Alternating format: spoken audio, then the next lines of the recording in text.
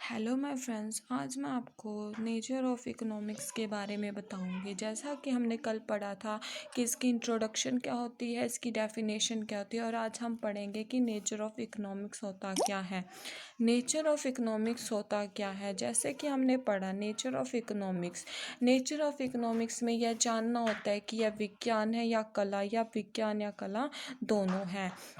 ठीक है, ये हमारा डायग्राम है, इसको मतलब अच्छे से करना है, वहाँ पे बनाएंगे तो उससे बहुत अच्छे नंबर मिलते हैं। अब हम बताते हैं कि इकोनॉमिक्स एज अ साइंस की साइंस क्या होती है, इकोनॉमिक्स साइंस है या नहीं। इकोनॉमिक्स नेचर ऑफ इकोनॉमिक्स दो टाइप के होते हैं, एक तो साइंस, एक होती है आर्ट। साइंस भी दो तरह की होती है, एक वास्तविक विज्ञान, एक होता है आदर्शनात्मक विज्ञान। अब हम आपको बताएंगे कि economics as a science, economics को साइंस प्रूफ करने के लिए या है इकोनॉमिक्स साइंस है या नहीं, इसके लिए हमें दो बातों का ध्यान अवश्य रखना चाहिए कि साइंस क्या होता है और इसकी साइंस की विशेषताएं क्या होती हैं। अब हम पढ़ेंगे कि साइंस होती क्या है।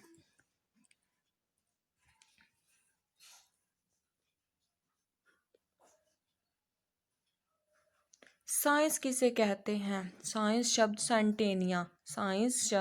सेंटेनिया से लिया गया है, मतलब कि लैटिन भाषा के सेंटिया शब्द से लिया गया है, जिसका अर्थ होता है टू नो। किसका अर्थ होता है? टू नो का अर्थ होता है। अब पढ़ेंगे कि साइंस क्या होती है। Science is a systematic body of knowledge concerning the relation between causes and effect of a particular phenomena. क्या होती है? साइंस एक सिस्टमैटिक बॉडी होती है, किसकी? नॉलेज की, जो concerning the relation between causes and effects of a particular phenomena, जो क्या करता है, मतलब कि कोज करता है, कारण बनता है और उसके ऊपर प्रभाव डालता है, किसके ऊपर? पर्टिकुलर फिनोमिना के ऊपर। इसके बाद आता है फीचर्स ऑफ साइंस। अब इसके बाद आता है, पहली बात हमने जानी कि साइंस क्या होता है, ये एक सिस्टमैटिक बॉडी होती है। इसके बाद आता है साइंस क्या होता है, मतलब इसके फीचर्स क्या होते हैं। कलेक्शंस ऑफ फैक्ट, पहला क्या है? Collections of fact. साइंस क्या करते हैं, मतलब कि जो भी विषय से संबंधित फैक्ट्स होते हैं उनको कलेक्ट करता है, फिर क्या करता है, उससे संबंधित जो विषय से संबंधित होता है तथ्य एकत्रित कर लेता है। इसके बाद आता है हमारा मेजरमेंट्स क्या होता है? साइंस में फैक्ट्स को मापने के लिए मेजरमेंट्स क्या होती है? ज़रूरी होती है, इसलिए वह क्या करता है, मतलब ये कलेक्शन करने के बाद क्या करता है, उस चीज़ का मेज़र करता है। ठीक है, इसके बाद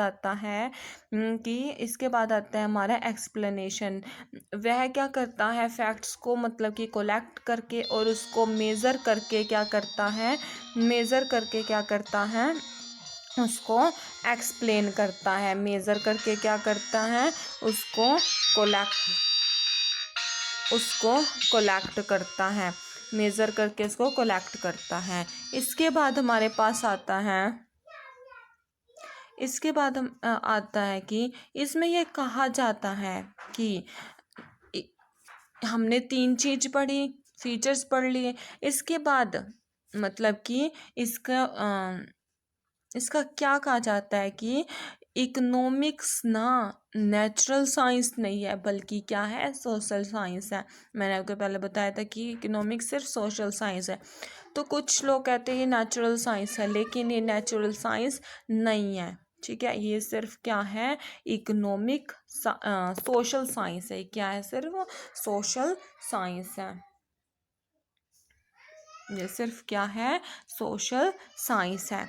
इसके बाद मैं आपको बताती हूँ, क्या इकोनॉमी केवल वास्तविक विज्ञान है या आदर्शनात्मक विज्ञान है? हमने पढ़ लिया कि साइंस क्या होती है। अब हम पढ़ेंगे कि इकोनॉमी केवल वास्तविक विज्ञान है या आदर्शनात्मक विज्ञान भी है। पहले हम पढ़ते हैं कि इकोनॉमी केवल वास्तविक विज्ञान है। अर्थशास्त्र की प्रकृति के संबंध में एक प्रश्न यह उत्पन्न होता है कि इकोनॉमिक एक वास्तविक विज्ञान है, ठीक है। कई लोग कहते हैं कि इकोनॉमिक एक वास्तविक विज्ञान है, ये आदर्शनात्मक विज्ञान है।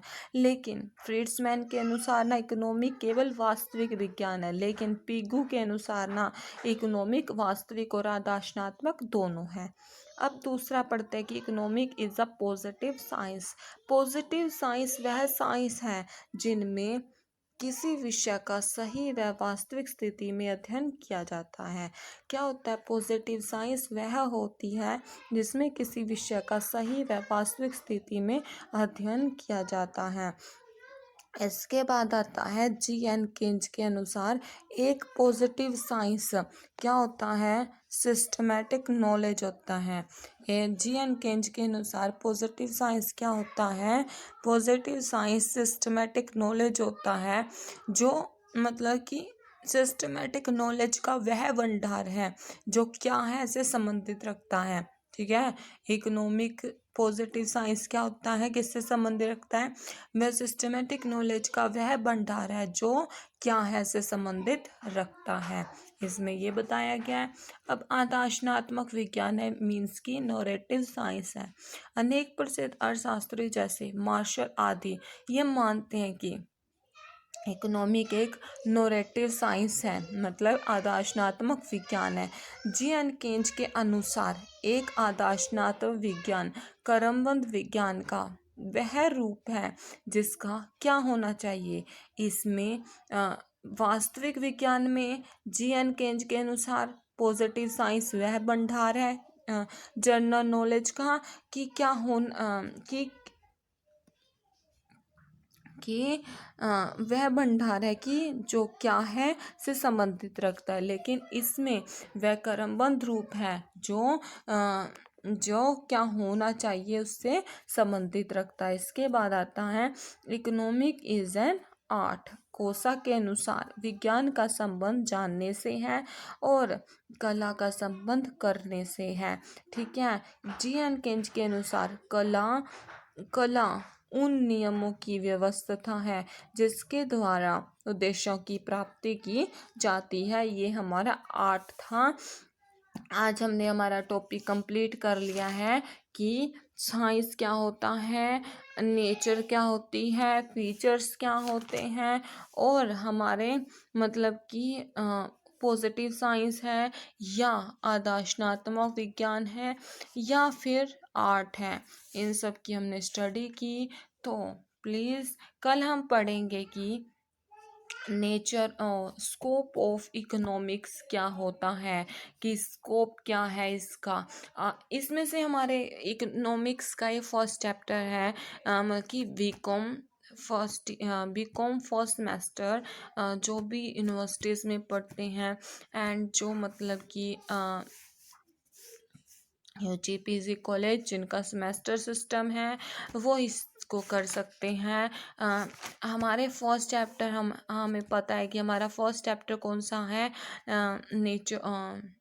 कौन सा है, इकोनॉमिक्स, और उसमें से इकोनॉमिक्स फर्स्ट चैप्टर है nature and scope of economics, वो सबसे इम्पोर्टेंट चैप्टर है। उसमें से 2 क्वेश्चन बनते हैं। एक तो वो पूछ सकता है कि साइंस क्या होती है और साइंस के ऊपर पूरा एक्सप्लेनेशन करो, और दूसरा क्वेश्चन बन सकता है कि इकोनॉमिक्स क्या होती है और क्या होती है, नेचर क्या होती है एंड स्कोप क्या होता है। इसमें से सिर्फ 3 क्वेश्चन इम्पोर्टेंट हैं, आप सिर्फ यही कर सकते हैं। आपको अगर आप मेरे ये जो नोट्स हैं अगर आप ये पाना चाहते हैं तो प्लीज़ कमेंट कीजिए, मैं आपको इसकी पीडीएफ्स दे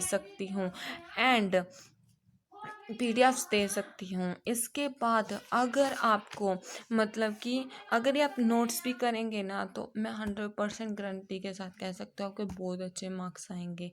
तो thank you so much.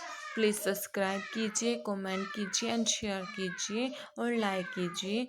Thank you so much. Thank you my